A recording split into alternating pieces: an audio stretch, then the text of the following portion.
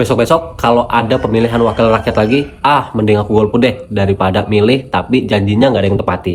Ada yang janji bangun jalan, ada yang janji bikin pengobatan gratis. Tapi ternyata itu semua hoax. Nah, belakangan ini banyak banget tuh orang yang anggap bahwa politik itu adalah hal yang buruk dan kotor. Tapi sebenarnya apa sih tujuan politik itu?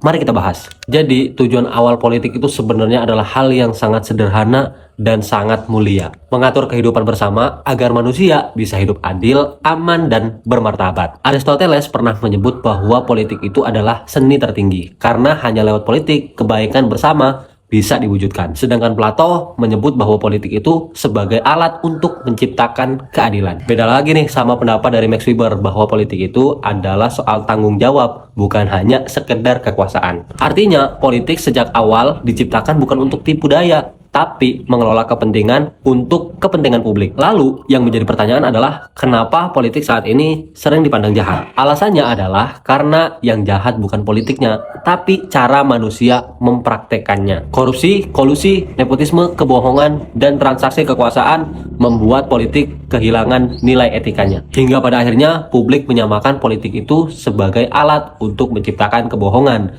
bukan perjuangan. Padahal jika orang-orang baik menjauh dari politik, maka ruang-ruang itu hanya akan diisi orang-orang yang memiliki hati busuk dan kelicikan. Jadi kesimpulannya sederhana banget. Politik itu sebenarnya bukan hal yang kotor, tapi politik bisa jadi kotor kalau ditinggalkan oleh orang-orang yang bersih. Dan tugas kita saat ini bukan membenci politik, tapi merebut kembali makna dan identitas aslinya.